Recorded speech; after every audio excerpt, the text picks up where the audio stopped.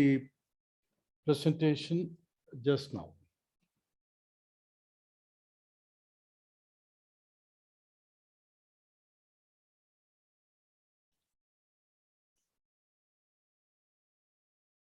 Gurur Brahma, Gurur Vishnu, Gurur Devo Maheshwara, Guru Sakshat Param Brahma, Tasmai Shri Gurave Namaha. Good morning, friends. I welcome you all today for this virtual meeting of our group. And today's meeting is on the topic of Kailasanaatha, Atimanam Athiyarpudam, Part 2.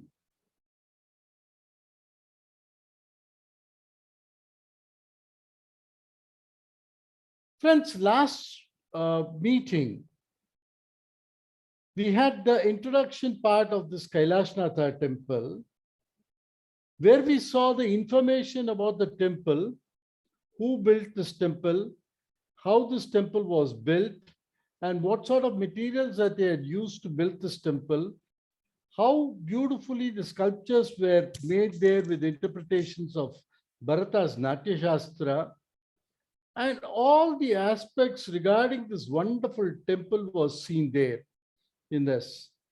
Apart from that, we saw the beautiful personality of the builder of this temple, Rajasimha. Rajasimha was known as Atyanta Kama, a man of endless desires.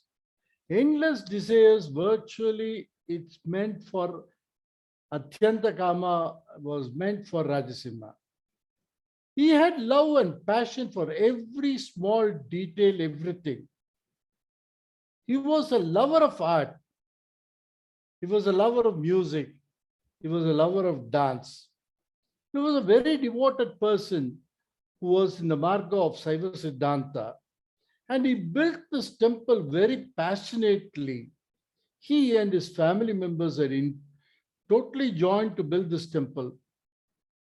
The big temple there, you see the tower there, is Rajasimheshwara. And right in the front, the small one was built by his son, Mahindra Varmeshwar.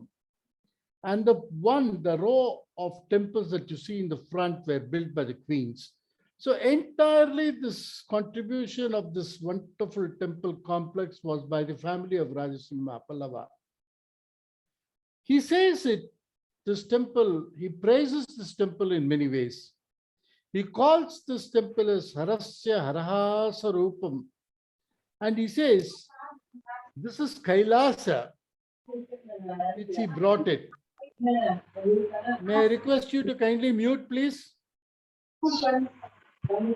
May I request you to kindly mute?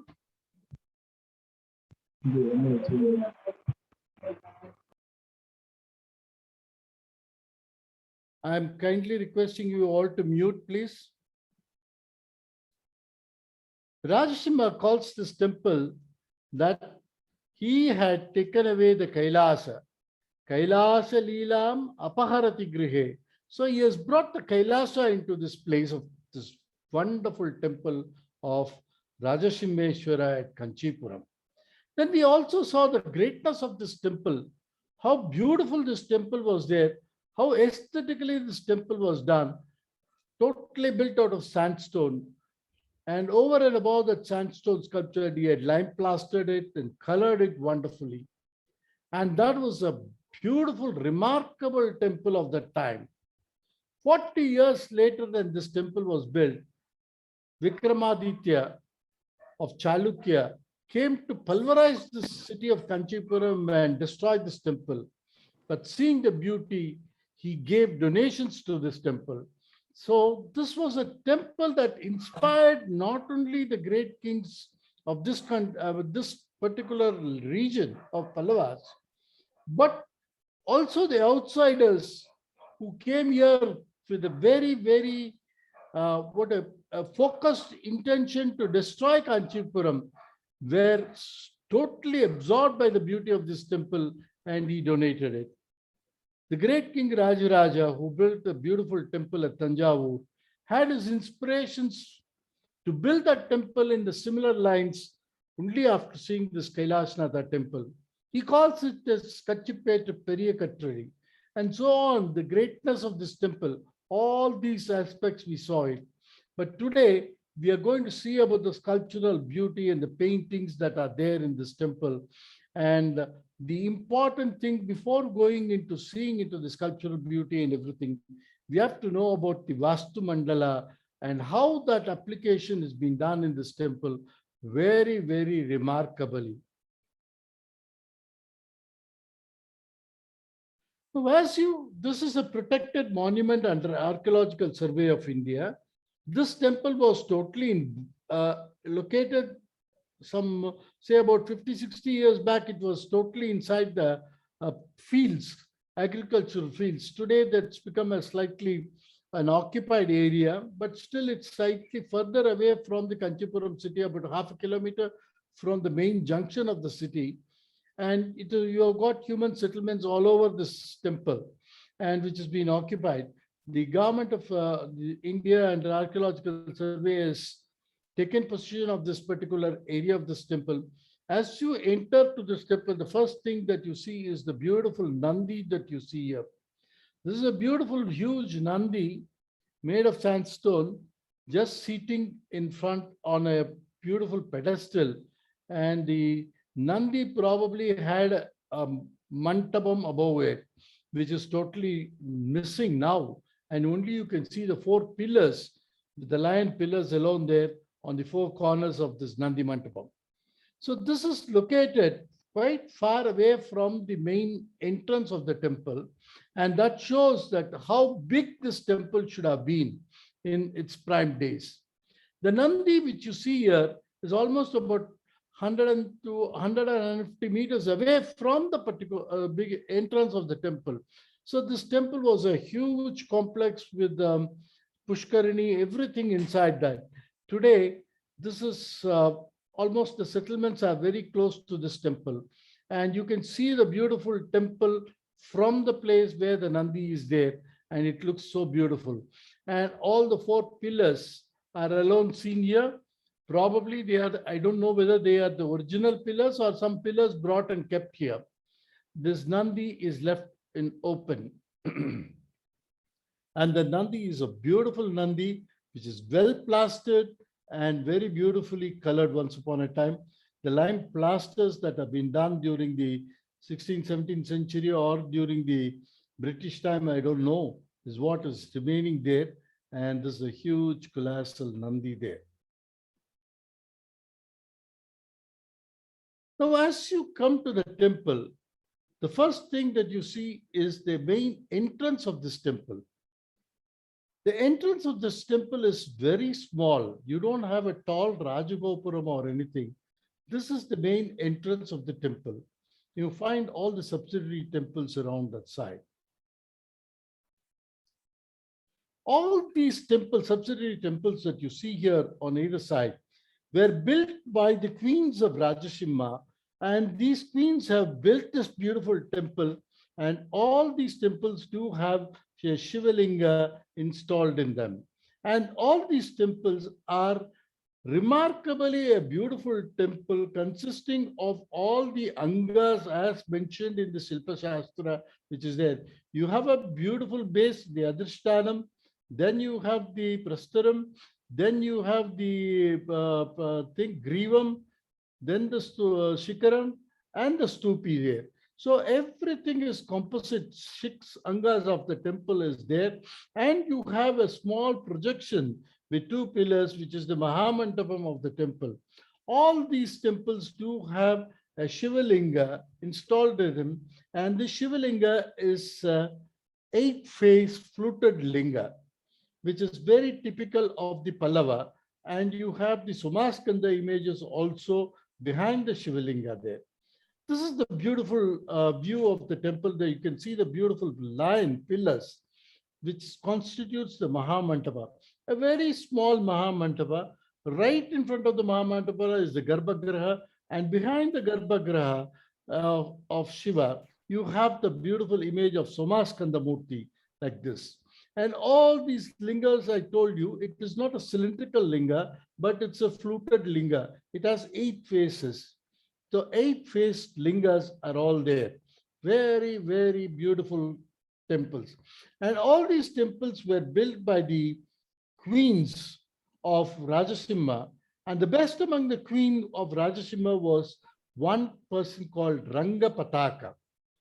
Rangapataka, Ranga means a hall or a stage. Pataka means a flag. So she was like a flag on top of the stage.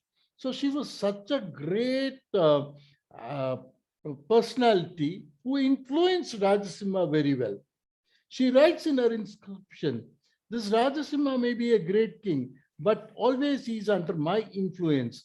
So like that, all the third temple in that row was built by Rangapataka. There's another queen whose name is also said as Vilasavati and so on. So all the 8 temples that you see there on the row are the contributions of the queen of Rajasimha. So as you see these front temples, you see the beautiful compound wall also of the temple. Unlike any other temple, you don't have a plain compound wall all around the temple complex. This compound is so beautifully designed with leaping yali images and a rider on top. And every yali image is kept at a particular distance, which is denoting the padas. I will come to that later. But very beautifully decorated compound wall. I would say this is one of the best and decorated compound wall that you can see anywhere in India. Look at that yali and the leaping rider, the leaping yali and the rider on top. How beautifully they wished out. Very, very stunning yalis and the riders on top. Unfortunately, being a sandstone, the color is so very, faded, and a lot of erosion has taken place. You don't get the clarity of the images there. On all the sides, what you saw was there on the southern side. This is the northern side. You have the complete yalis there. All the yalis in a row, including the other side. This is on the eastern side. You have again the yalis. So the compound is beautifully decorated. Very, very beautifully decorated with the leaping yalis. Now we come to the main entrance of the temple. The entrance of the temple, normally what you go today and see, all the temples do have a tall Rajagopuram as the entrance of the temple. But here in this Kailasanaatha temple, the Rajagopuram is not there. The entrance is very small, very, very small. And you call this not as a Gopuram entrance, but you call this as a Dwarashala. Dwarasala, Dwara is the entrance. Sala is just the building on top of that. This is called the Dwarasala. That is what you see here. This is the main entrance to such a huge temple complex. You see here, just a small entrance to the temple, which is just like any other normal door with slight decorations. That's all. This is the Dwarasala, the main entrance to the temple. Now, as you move inside through this, the first thing that strikes your eye is the beautiful temple, which is renovated by the ASI now, which is the Mahindra Varmeshwaram, a temple built by the son of Rajasimha right in the front of the temple. And immediately after the Dwarasala, you see this beautiful temple. This is a temple dedicated to Shiva, built by the son of Rajasimha, and it's called as Mahindra Varmeshwar Graham.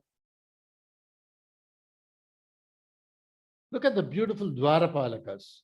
The original Dwarapalakas were being redone now by the Archaeological Survey of India, and I have to reserve my comments on these things. Because beautiful sculptures, whenever you do anything on top of them, it loses its originality totally. Unfortunately, this should not have been done. They should have taken pains to maintain it as such. But unfortunately, today, these are all plastered with lime, and the faces, everything, whatever has been done, doesn't match the quality of the Pallava creations that you see there in some other part of this temple. So this is the two Dwarapalakas at the main entrance of this temple. And when you see from the side behind, you have a Somaskanda Murti. The entire temple of Mahindra Varmeshwaram is being redone with lime plastering by the Archaeological Survey of India. It's I leave my comments for you to judge by yourself. And around this temple, you have beautiful sculptures of all the Devatas. What you see here is the Dwadasa Adityas. You can see the 12 Adityas. How we say this is Aditya, you can see the halo behind them. So these are all the 12 Adityas representing the 12 months of the Indian calendar. So these 12 Adityas, known as Dwadasa Adityas, are there. Apart from this, you have big Ganapati, Maha Ganapati, one of the earliest representations of Ganapati here, huge elephant head and a small body. You can see that beautiful Ganapati there. Again, you have Durga, a wonderful Durga seated like that on top of the lion. You have again a different form of Durga standing. You have Lakshmi Devi there, Gajalakshmi Devi there. You can see the Lakshmi seated on the lotus and two elephants above her, Gajalakshmi. Again, another representation of Lakshmi there. You have Ekadashiras, 11 Rudras. Bhagavan Vishweshwara, Mahadeva, Tripurantarka, Triambaka, all those 11 Rudras are there. You have all the 11 Rudras being represented here in sculptural form.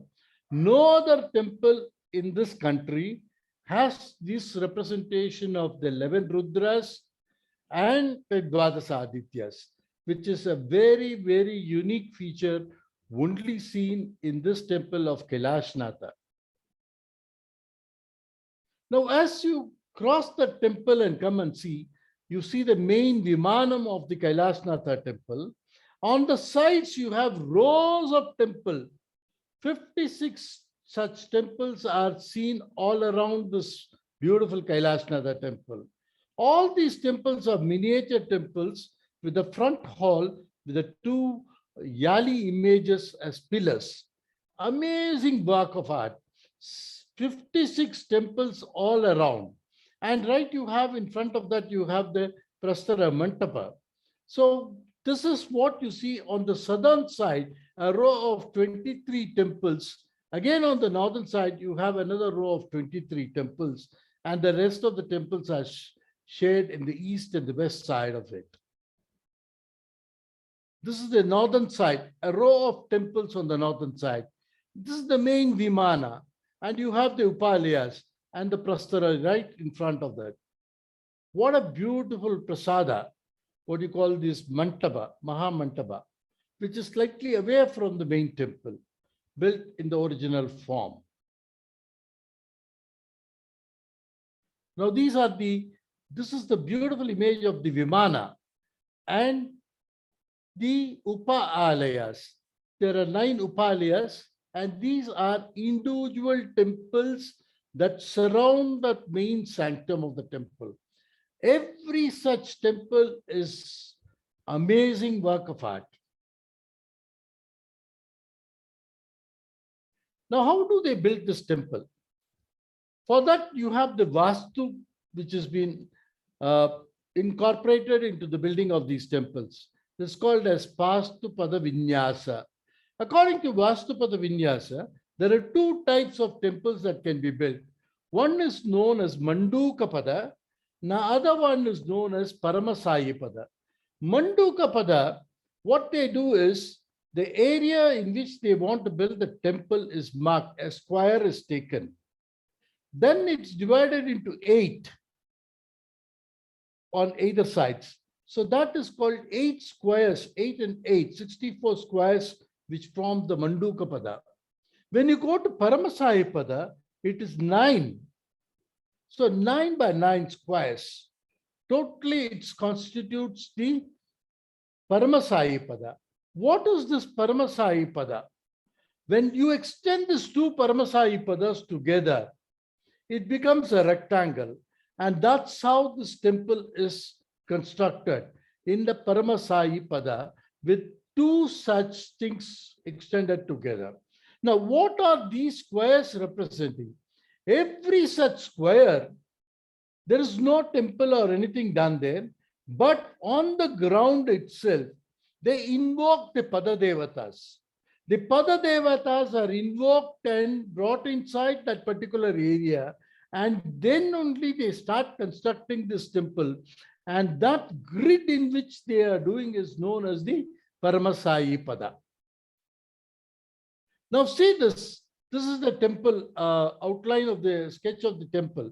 Now this is perfect Paramasahipatha where you have exactly two squares. The front square and the second square both combined, it becomes a rectangle.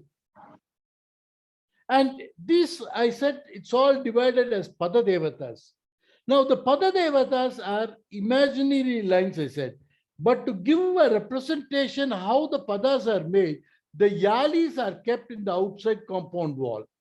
See, each and every yali to the other yali is in a straight line. The intercepting yalis on this north and east and west wing, the square is formed, and that square represents the Pada Devata. In that way, you have the 81 Pada Devatas beautifully incorporated into this, and this is the only temple, apart from giving the Pada Devatas a place in the ground, they've also given a representation in the sculptural form in the second half. That's what we will be seeing now. Look at that. Every yali denotes a Pada Devata. The intersection of the two yalis denote a Pada Devata's presence there. Now coming to this, I said this is a square of 81, 9 by 9, 9 to 9. Now this is divided like this. The outer circle, 32 numbers or something, is devoted for Nakshatra and Graha Devatas. All the Nakshatras and Graha Devatas are invoked into this area, these small squares that you see there. Next line of squares, which is about 32, here you have the Dvadasa Adityas, Ekadasha Rudras, and other things invoked into these areas. The third one, the outer, which forms the outer wall of the Garbhagraha, are devoted for the Parivara Devatas of Shiva. When you call the Parivara Devatas of Shiva, it is Ganapati, Durga, Vishnu, Brahma, and all these Parivara Devatas are invoked into this wall of this particular, which forms the outer wall of the temple. And again, you have the center place of this square is where the linga is kept there. The pratishtha of the Bulasthana is done there. And right there, the brown colored marked area is called the Sandara, the passage that is going around the sanctum of the linga. And now this is what is extended again here.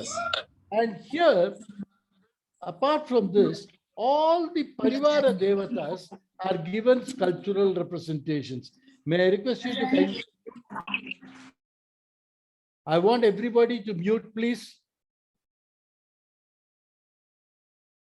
So all this grid which is extended, which makes the temple as rectangle one.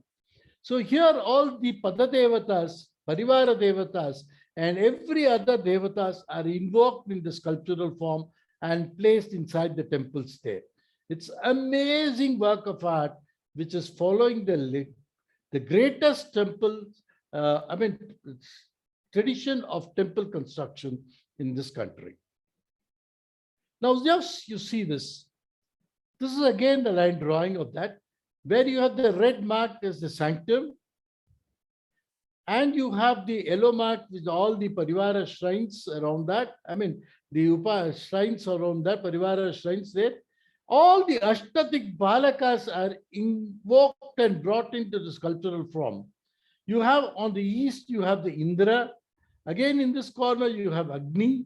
Here you have Yama, you have Nairuti, you have Varuna, you have Vayu, then you have the Soma and the Ishana. All the Ashtatik Balakas are given as sculptural representation in the temples that you see on the outer periphery of this temple. And again, all these gods are there. Many other gods are invoked into this. In this Malika of temples, they call it as Malika of temples. There are 56 temples located in this region. This is called the Malika. In that Malika, you have so many representations of the Ashtadik Palakas and so many other gods and goddesses in that. Now you see, this is the line drawing of the temple. The main temple is here with Upalayas. The 9 Upalayas, which I told you, are here. Then you have 2 extended alayas. This is one is dedicated to Vishnu and other one is dedicated to Brahma. Then you have the Prasada, the Mantapam, the Maha Mantapam. So originally this place was, I don't know whether it was connected or not, but this was a separate entity during the time of Rajasimha. So this is the Prasada. And then you have all the Malika shrines, 56 Malika shrines around that. And you have the Mahindra Varmeshwaram and all the 8 temples built by the queens of Rajasimha. What you see here in the center, now today you find a granite construction there, a mantaba, closed mantaba, and that is the main entrance to go to the sanctum. The entrance from the east is shifted now to the south side. And this is a later addition which was included during the time of the Vijayanagar kings. And this is the just layout of the temple for you to better understand. Now you have this sanctum, you have the linga there, the beautiful Sandara is there. Now you have the Upalayas. The 2nd and the 8th Upalaya have the Sandhya Tanda Murti. The 3rd and the 7th Upalaya on the either side, that is north and south, have the Sukhasana Murti. Then on the 4th Upalaya, you have the Bhikshadana Murti. And the 5th Upalaya, you have Gangadhara Murti. The 6th Upalaya, you have Tripurantaka. And the linga is, main linga is there in the center. And you have the Sandara passage around. And you have the 2 other Upalayas, which is the entrance of the Garbhagraha. So the entrance of this Garbhagraha, we do not know what is there, because this has been used today by the temple as a place to keep their temple ritual materials and other things in storage. And it's almost dark there and we do not know exactly what is there. So this particular temple of Kailasanaatha had 9 Upalayas all around that.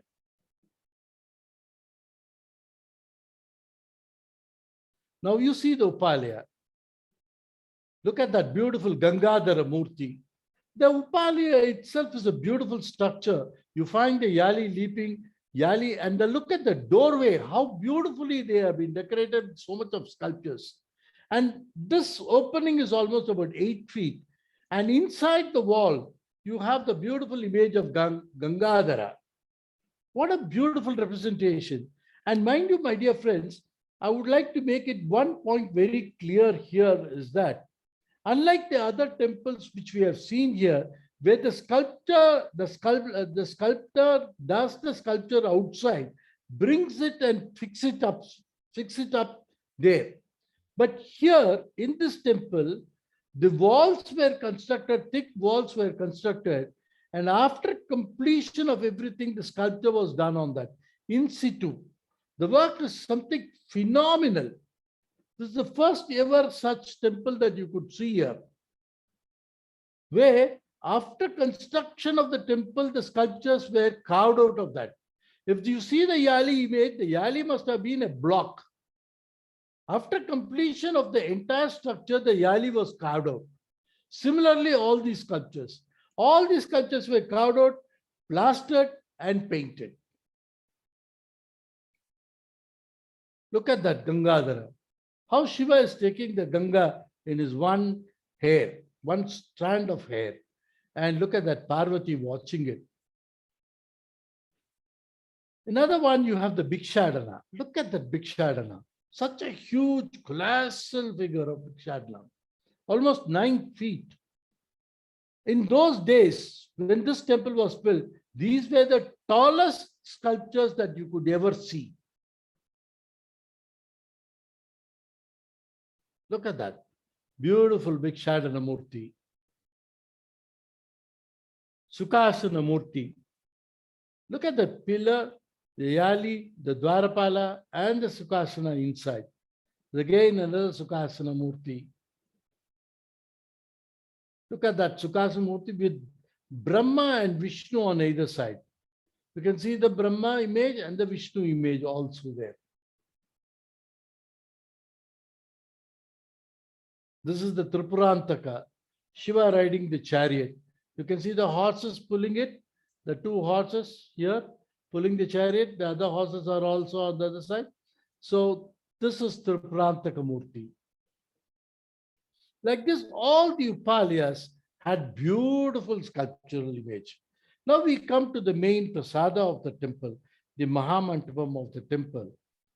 Now what you see here, if you call that Shiva temple as Purusha, this is Prakriti, representing the feminine aspect of the gods, is here. And that is the Prasada Mantapa here. Here, this is a square Mantapa where you have the representation of all the goddesses, be it Durga, Lakshmi, Saraswati, all those goddesses are represented here.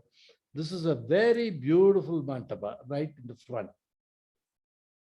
You have the beautiful image of Durga, one side. Another side, you have Jeshta Devi facing north. And facing south, you have Lakshmi, another one Saraswati. Of course, I don't have the image of Saraswati. This is the image of Lakshmi there. And in the front, you have the 2 gigantic Dwarapalakas. What beautiful Dwarapalakas.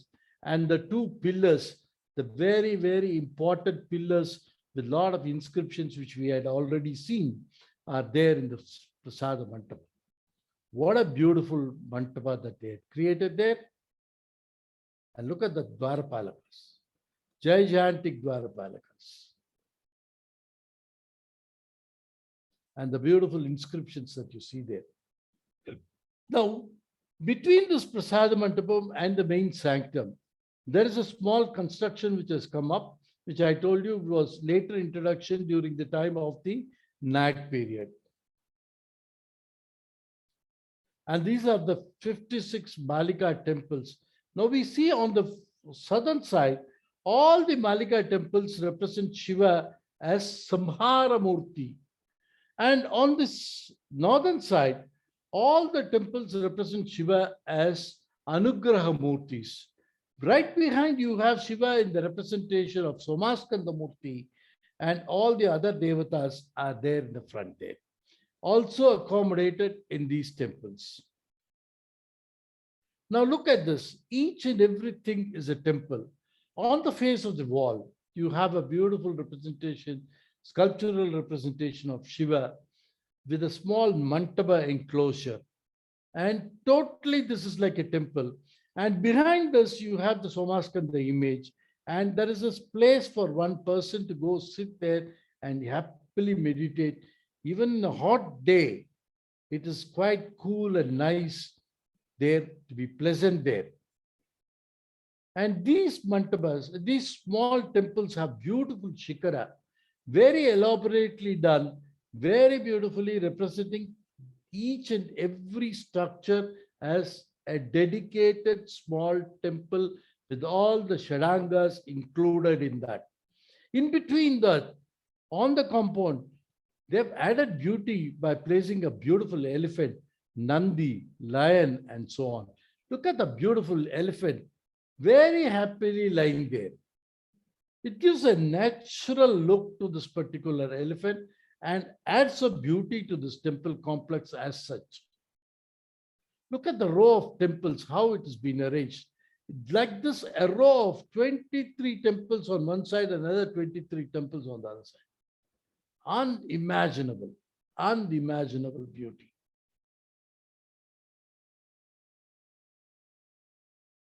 All the Anugraha Murtis on this north side, all these temples, and you have one temple here which is slightly jetting out and projecting.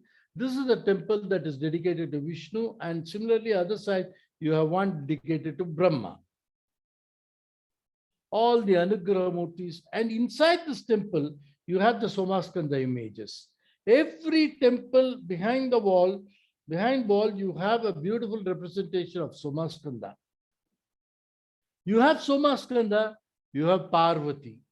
Parvati is known as Matanga Kanya, Kadamba Vanavasini, and so on. Like that, you have 36 beautiful representations of Parvati seated there under a tree, playing with a bird, talking to a bird, or talking to a deer and things like elephant, deer, and like that.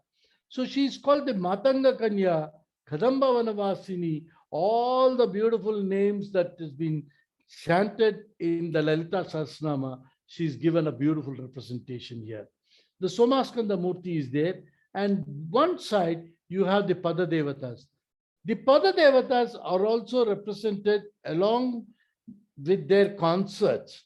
So this is a unimaginable feature of this temple, where the Pada Devatas along with their concepts are also represented here. This is the Matanga Kanya. Look at that Parvati seated under a tree. You have the Rishi there. You have a big bull here. All the bulls and the cows are seen here. The Gana is using a chamara for Parvati. And again, see here, Parvati under a tree talking to a bird, and there's a ram here. Like that, you have 36 different representation of Parvati as Matanga Kanya, Kadamba Vanavasini, and so on, Himavat Rupini, and all that. And all this sculptures are amazingly beautiful. What you see here is the Kratharjuniyam, one of the most famous sculpture that you see here in this temple.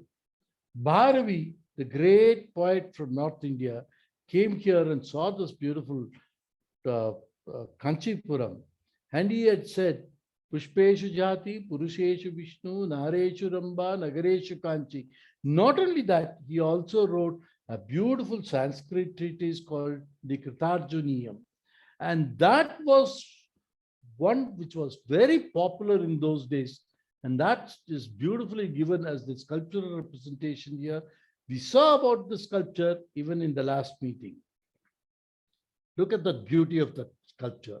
This is one sculpture which is almost intact as from the time when it was created.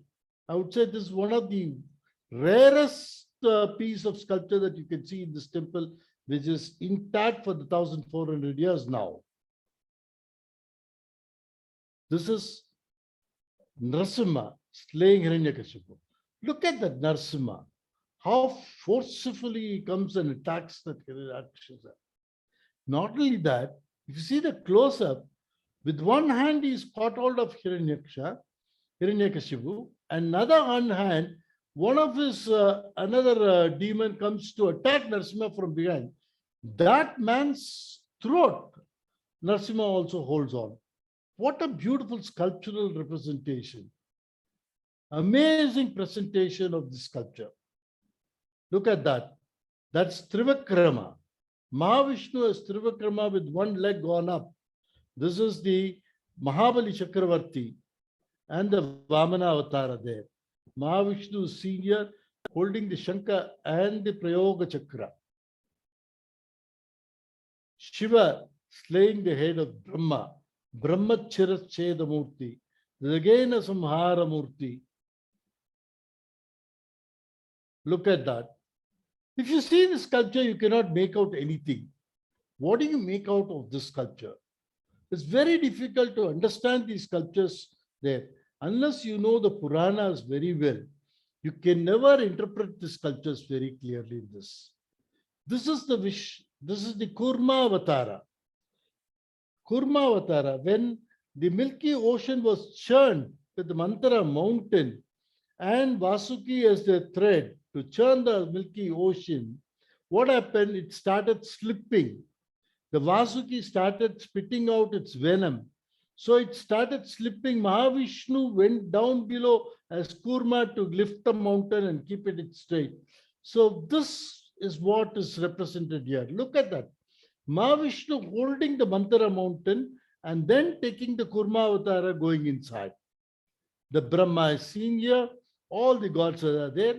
This is one of the greatest representation of Ksheerasagara Matharam, which shows the emergence of the nectar, the Amrita. Ravana Anugraha Murti. Look at that. Ravana lifting the Kailasa.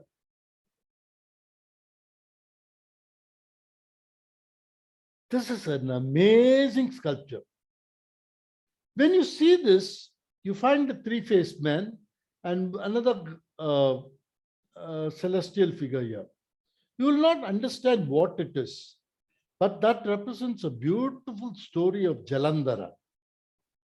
What the figure you see here is Devendra. Devendra, Vishnu and Brahma all come to see Shiva in Kailasha. When they enter Kailasha, as they enter Kailasha, there's a hue and cry in Kailasha. All the Bhutaganas are screaming, shouting, dancing, everything. And these three gods, they are not allowed to enter inside the Kailasa. Devendra is furious, frustrated. He immediately picks up his Vajrayudha to attack those Ganas. Immediately, Brahma pushes him to stop that. Why is Brahma stopping it? Why? What happens if this Indra kills one of the Ganas? Of course, he will have the wrath of Shiva, but then what is it? Here, the beauty is that Shiva himself has turned into a Gana and is making a noise and screaming there, shouting and dancing. So, Indra had literally aimed at that particular Gana, which is Shiva himself. So, Brahma knew that and he stops this. So, when this fellow removed his Vajrayudha, Shiva was furious. He was about to open his eyes, third eye, to burn this fellow. And that few drops, sparks of that, fell into the ocean and the Jalandhasura was born out of Shiva's rays. And that is represented here. Now I'll show you a few more close-ups of this for you to better understand. Look at that. Indra picking up the Vajrayudha and trying to hit that Gana. You see all the Ganas are playing here happily with musical instruments and dancing here. And see this particular Gana. This Gana is with four arms, standing on a lotus. See, normally Ganas are in playful mood. If he is to stand on a lotus, he should be representing a god. And he's got four arms. The stupid Indra did not know. That was Shiva who was playing as a Gana. So that beautiful story of Jalandhara was beautifully explained in this sculpture. So after Jalandhara was born, he got a boon that nobody should kill him. He should die of his own. So Shiva draws a circle on this land and he asks him to pick it up. When he picks it up and takes it above the head, that circle turns into a chakra, comes and cuts Jalandhara. So the entire story of Jalandhara is also represented here in this beautiful temple of Kailasanaatha. The Kratharjuniyam. The Kalasamhara Murti, look at that Shiva slaying Kala. Look at that Gajasamhara Murti. Beautiful Gajasamhara Murti. Tripurantaka. This is again, we do not know what it is. It is, I'm still yet to find out what story it represents. You see Mahavishnu here, you see another demon running here, and Shiva holding a bow and arrow there, which is something very new. I do not know what it is. Tripurantaka, again a different form of Tripurantaka. You have the Daksha Samhara Murti, Veerabhadra, and so on. All the Samhara Murtis are represented. Apart from the Samhara Murti, you have the Nritya Murti. You have this Urdu Tandava. Look at this Urdu Janu. Look at that. Again, a dancing Murti, Nritya Murti. Sandhya Thandava Murti. And you have the Anugraha Murtis on the inside. You have beautiful Somaskanda, very beautiful Somaskandas all over. Parvati Kalyanam. Look at that, Parvati Kalyanam. And now we come to the sculptures that you see on the outer wall of the temple. This is the beautiful representation of Shiva as Vishapaharana. Shiva is going to consume the Visha, the Alahala, which had come out of the churning of the Kshirsagara. So Parvati is right there seated by him, about to stop. This side you have Gajalakshmi, that side you have the Bhairavi. So beautiful representation of Shiva as Vishapaharana. Look at that. He is holding the pot that contains the Alahala Vishnu. This is one of the most outstanding sculptures that you see in the Kailasanaatha temple. The panel that represents Dakshina Murti. Kalidasa says in his beautiful Kumara Sambhavam, when Shiva is seated under the beautiful banyan tree in Himalayas and meditating, the atmosphere there is so pleasant. It looks like as if the entire place is painted so beautifully by a very well-renowned artist. Chitrapatam. He says it looks like Chitrapatam. So that way, the Dakshinamurti's serenity is beautifully brought out in this wonderful sculpture. Look at that Dakshinamurti seated under Vatavriksha, all the animals around him, very beautifully depicted.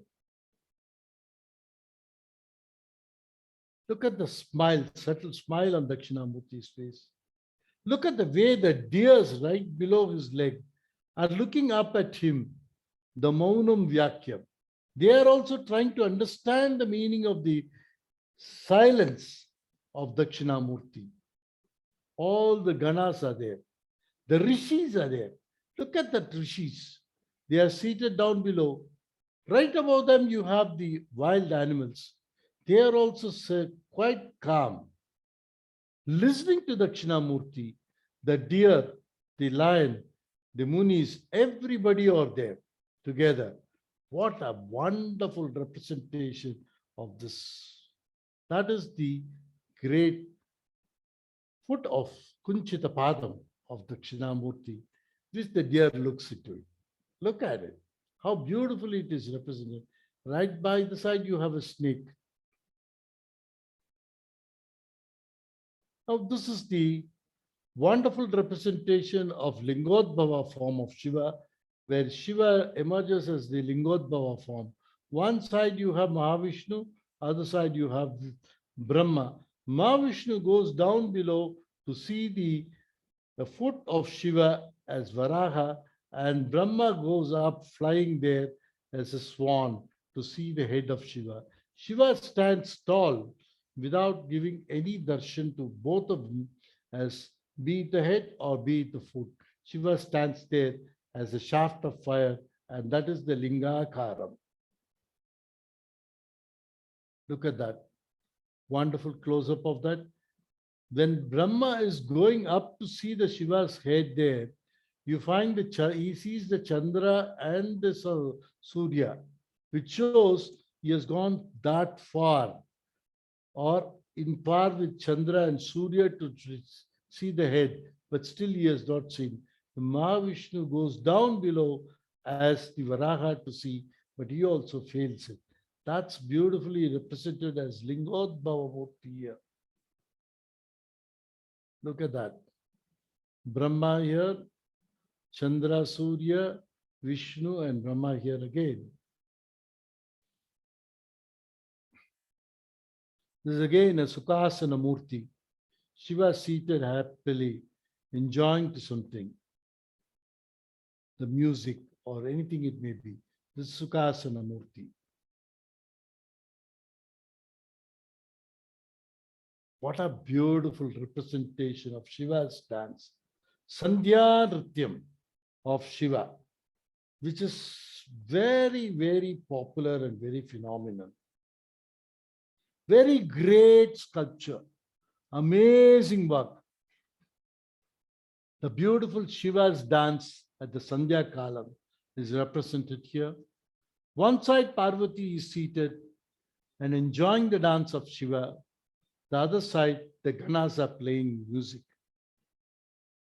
Gaurim Niveshita Kanakanchita Ratnapite Nrityam Vamchita Sulapano Deva Pradosha Samaye Bhajanti Sarve. Shiva's dance at the time of Pradosha, what he does is something remarkable. He dances to his glory. Parvati is there by the side, sitting there and enjoying the dance of Shiva. This particular posture of Sandhya Thandavam is called Garuda Prastham. As if a Garuda, an eagle which is seated, it starts off from there. No, it doesn't have to take a gradient flight. A Garuda just flies from the spot. Similarly, the Shiva's dance starting from this position is called as Garuda Prastham. So this is beautifully represented here in this wonderful sculpture. And look at that Parvati who's seated there by the side, and the Ganas which are playing the Mridangam or the Thala. What a beautiful representation of Garuda Prastham. Shiva is seated as if the Garuda is ready to take up for the flight. This is one of the wonderful karnas of Shiva. Look at that Parvati. She's seated on a Ratna Peetham, watching that beautiful dance of Shiva with her one leg on top the Rishabha and her Ganas behind. What a fantastic representation, sculptural representation. Amazing beauty. By this side, you have again another pose of Sandhya Thandava Murti. What a beautiful Sandhya Thandava Murti here. Shiva is dancing. Amazing. Swastikam. This dance is called as, this Karana is called as Swastikam. On the other side, you have Ganapati. Sandhya Thandava Murti is, Ganapati is also seen watching here. One of the earliest representations of Ganapati. Look at the early representations of Ganapati, how it is. Huge elephant head and a small body. And look at that wonderful representation of Ganapati here. This is the Kailasanaatha Murti. Wonderful composition. As such, the Upalaya composition itself is so beautiful with 6 sleeping yalis there. And inside that, a small, beautiful niche is created. And that niche, you have the Kailasanaatha Murti. Above that, you have another Samhara Murti. Below that, you have the elephant, everything. What an excellent composition of this sculptures. See that. Look at the anger in the Shiva's face, the agony in the face of Yama. With this small little finger on his toe, he kicks Yama. That is shown very beautifully.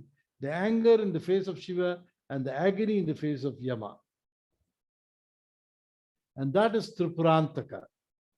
One side you have Bhairavi, another one side you have Kali. Shiva does the Samhara.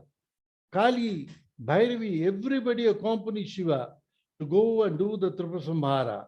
When they go to do the Tripura Samhara, Shiva sees the three asuras in one row. He sees them and smiles.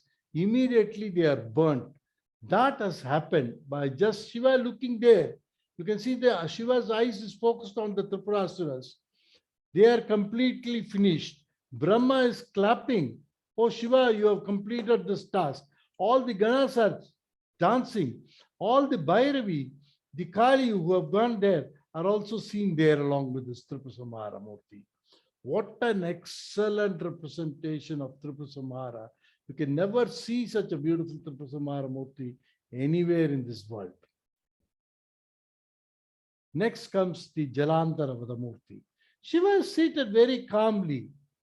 The chakra which the Jalandhara took went above his head and it started chasing him. Wherever he goes, it keeps on chasing him. Finally, he falls down and the chakra comes right on his neck and cuts him totally.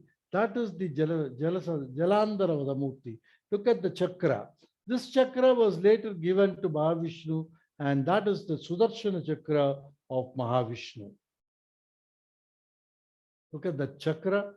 Can you make out very clearly cutting the throat of Jalandhara? You have Kali. What a beautiful representation of Durga Parameshwari. You have Kali on one side and you have the Jeshta Devi at the other side. Look at that. Bhairavi, Kali, whatever you call that. What an excellent sculpture. Look at the way, the graceful way Durga is standing majestically with one leg on her lion and the way which she stands there with multiple arms carrying different weapons. What a graceful representation of the sculpture. I would say this is one of the outstanding sculptures that I could say in this temple. Everything is outstanding. This is also one among that.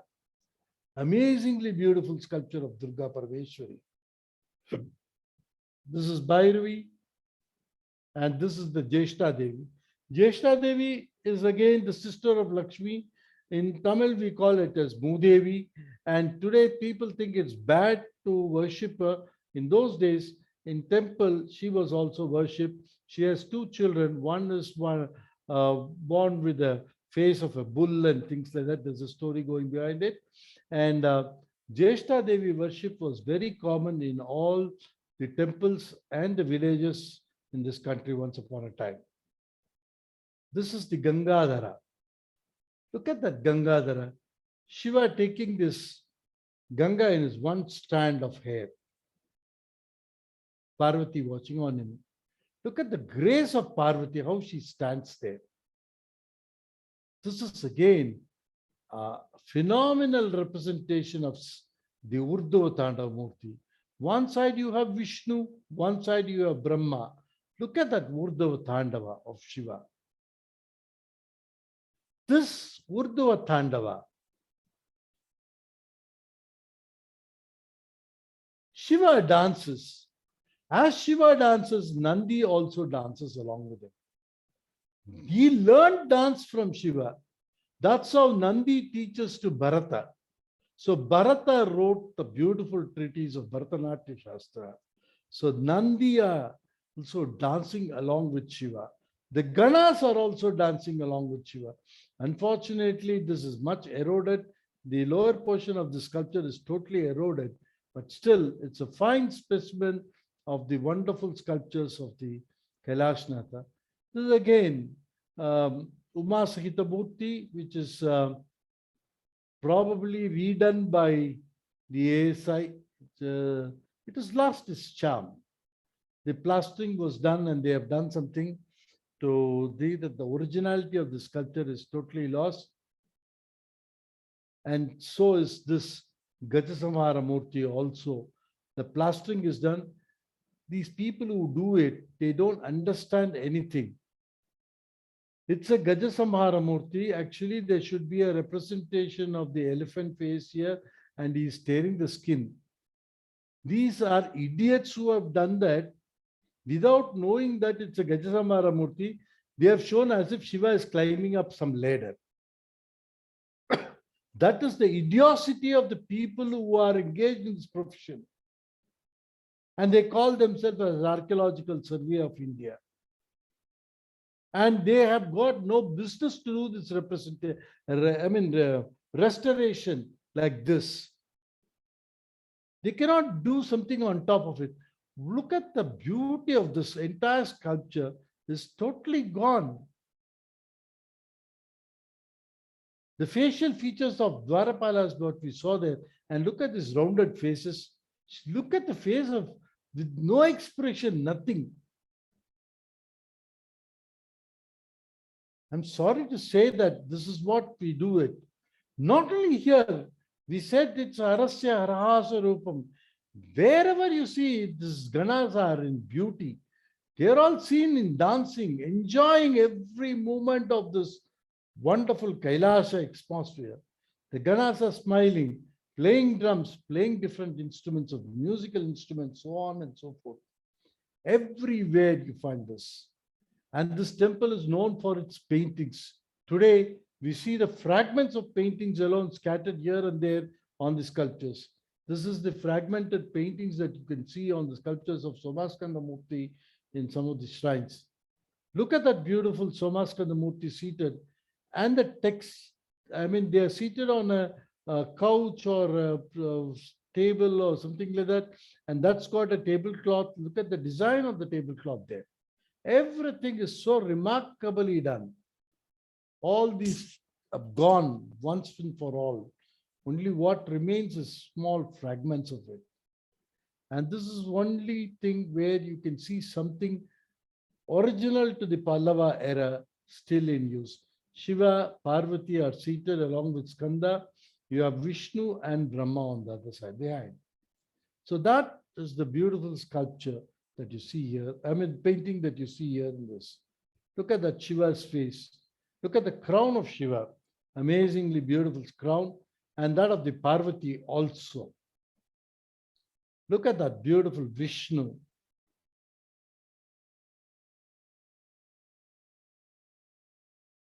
And these paintings were redone during the Chola era, and that was also gone. And Nayaks also tried it, and that was also a failure.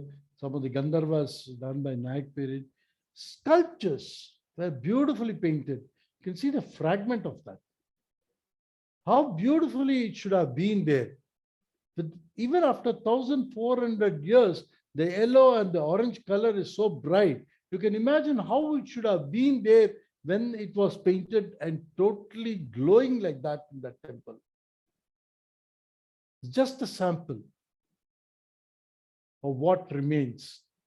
This temple must have been one of the greatest temples in the world.